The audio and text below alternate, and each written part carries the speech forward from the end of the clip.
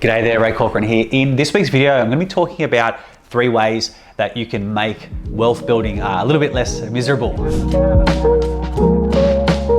So for today's topic, I was thinking about the last few years for myself and some of the ways that my approach has changed over the years to, when it comes to saving money and making more money and investing. I would do kind of extreme frugality, or not crazy extreme, but I was quite strict with spending money, or very strict. And it does work. It's very, very effective. And if you can get used to it, I think it's a major skill that you can have going forward, because if you can run off the smell of an oily rag, then you're very dangerous. If you don't need much, people that need very, very little have a lot of potential.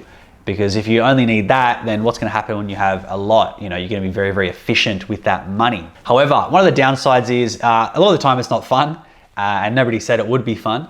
But it can be very demotivating sometimes if you've been eating crap food and not going out to nice restaurants perhaps in a very long time. You may not go out with your friends to a nightclub or to a nice dinner, or you might not spend a lot of money or go on a holiday with them because you know that you can't spend that money. Whether you have the money or you don't, you just know that you can't do that trip if you want to get to your financial goals. And in this video, I just wanted to talk about, how my own approach has evolved over time, and maybe some ways that you can make the process a little bit more enjoyable for yourself, because it does seem a bit depressing for you to go from, not having much money and then spend probably several years realistically building up significant wealth. And if it's kind of pointless if you spend, a large chunk of your life not having fun, so you can have fun at some arbitrary point in the future. So doing extreme frugality is very, very effective. I'm not going to lie. It is very effective, and especially early on in your journey, it is a very, very effective thing to do. However, at a point, it will become a little bit redundant and it's kind of unnecessary, and you're kind of like, whipping yourself for no reason. And in this video, I'm going to talk about a couple of tips to maybe help you potentially enjoy your life a little bit sooner without getting off track with your financial goals as well. So the first thing that I would recommend doing is list out some of the things that you would do or would buy or would experience if you were just given $5 million today. This was inspired by a post by a guy called Ramit Sethi. I saw it on Instagram and I reshared it on my Instagram, which should definitely give it a follow if you haven't already. But basically what he was saying was, what would you do if you got given $5 million, today? And basically money was, no longer a problem. Or at least to an extent. And some of the things that people were responding to, and I actually posted about this on my own Instagram and asked people what they thought, and I got a bunch of interesting responses. And some of the things people were saying was, if I got given $5 million today, I would hire a cleaner. I would, get more massages. I would retire my husband or wife. I would do some volunteering and charity work. I would pick up either a new hobby that they've been meaning to try, or pick up an old hobby that they used to love doing, but they stopped doing it because of the time or financial commitment. They just didn't have the time for that because they needed to make money. Others said that they wanted to spend more time with friends or family or their partner or their kids. And then other people were saying, I would love to have someone, cook meals for me or have, prepared meals. And of course, there was a number of things that were like, buy a fancy house and buy a fancy car and that sort of stuff, and do some traveling. So there was a big range of interesting things, but what I'd encourage for you is to make a list of some of the things that you would do. Start thinking about, if that happened today, what would you do? What would you buy, products and services? What would you want to experience? Things you want to see, places you want to go, whatever it is. Make a list of those things, and maybe list as many things as you can think of. So the second tip is really asking yourself, how can we incorporate these things into our life now, rather than waiting for some arbitrary point in the future, which could be 3, 4, 5, 6, 7, 10 years away.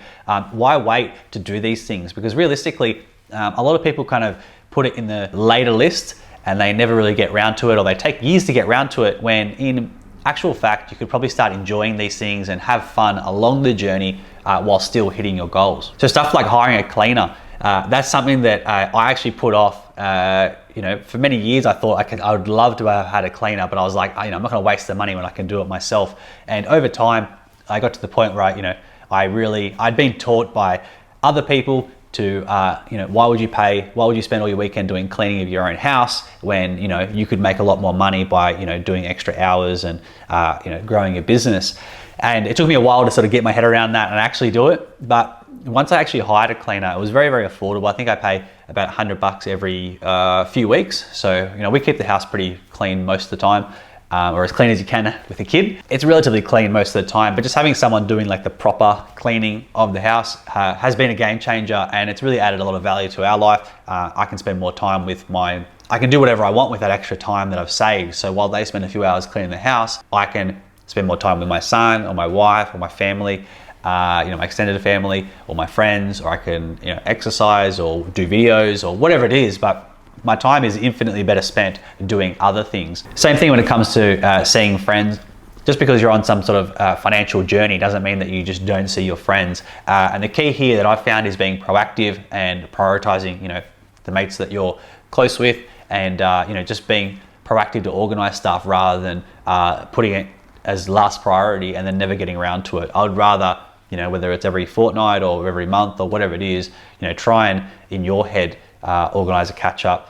This is in person I'm talking about. By doing this, you'll maintain those relationships while still getting to your financial goals. When it comes to charity, a lot of people decide to put off doing charity until they're rich or some random point in the future.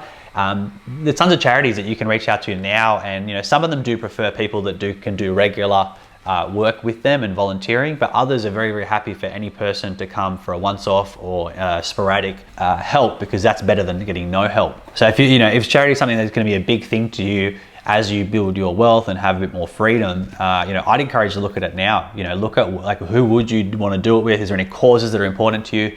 Because you can do that straight away. There's tons of great charities that do need help. And there's no reason to wait. Even if you can start small, you might even chip in an hour or 2 hours of your time on a weekend or a weeknight. That can be still very, very valuable. And then you can, as you get a bit more time on your hands, you can increase that. When it comes to hobbies, like for me, I started doing Brazilian Jiu-Jitsu about 2 years ago, even though I haven't done much training since due to the C word. But basically that was something that I put off for ages to do. I've always wanted to do it for many years, and I just never got around to doing it. And it just got to the point where I was like, I just need to sign up. Once I sign up, then I'm kind of financially pressured to go. And then I went, and it's been a massive thing. And for someone, like I work a lot, it's great to have something that's not work related. I don't have to think about emails while I'm there, and it's added a lot of value to my life. And for you, it might be, singing or piano lessons or learning to play guitar, or I don't know, whatever it is. Incorporating that into your life, if it adds a significant amount of happiness, paying $50 or $100 here and there, I think is very, very worth it. And some people talk about retiring their partner, whether it's their husband or wife. And one of the things I'd recommend here as well is think about having, rather than obviously retiring your partner would probably require a bit more money, and that might actually take a bit of time. But instead of that, have a look at doing mini retirements along the way. I was introduced to this concept by Tim Ferriss many years ago from the 4-hour work week and that sort of stuff. And if you can't do, I don't plan on waiting till 65 to start enjoying myself. I plan to do little mini retirements along the way. And one thing that you could do this month is having a retirement day. So you just take a day, of annual leave or whatever you've, depending on what you've got, a business or whatever, and just take a day off and hang out with your partner, or do whatever you would have done if you were retired. Because that sort of stuff you can do straight away. Most people do have annual leave, and you can start to enjoy whatever you were planning to enjoy much sooner. The third thing I'd recommend is identifying what your happiness levers are. There's been many studies that have shown that like material possessions and generally just buying stuff typically does not increase our happiness. And there's been lots of studies to show that lots of things that do increase your happiness are either cheap or free. And this is an important thing to understand, because if you are someone that does have some goal in the future that you want to hit, waiting to then to be happy is just insanity. Some of the things that I found, and I guess this is sort of backed by studies as well, is obviously exercise has been well documented to bring up your happiness. That costs nothing. You've got stuff like social connection, so catching up with friends or spending time or having experiences with friends and family, whether you go on a holiday or you go to some activity together. That sort of stuff has been, quite thoroughly proven to increase your happiness. Other things for me that I've found that make me happy, and things that don't really cost money, well, actually make money in this case, working on projects that I really enjoy. So for me, I know that if I am, exercising and I'm catching up with my friends and I'm working on projects that I enjoy or I find interesting, or working with clients that I really like, that sort of stuff energizes me. And that sort of stuff either doesn't cost money or makes money. And It's important to know for yourself what are the things that sort of, what are you happiest doing, and identifying those things and then trying to incorporate them deliberately into your calendar. And by doing that, you'll have more obviously happiness during the week, and it will mean that it won't feel like such a grind, because it should feel relatively sustainable. Very early on, you may have to be really, really strict, but that should be a temporary phase. It shouldn't be like you should just whip yourself for 30 years and then finally be happy later. We want to make sure that we enjoy ourselves along the way. So I hope you found that useful. If you liked the video, please give it a like. It does help it push out to more people online. And also, I'd love to hear from you. What's one thing that if you got given $5 million or $10 million today, what's the first thing that you would do, or one of the first few things you would do? Let me know in the comments. I always love reading that. And yeah, I'll see you on the next video.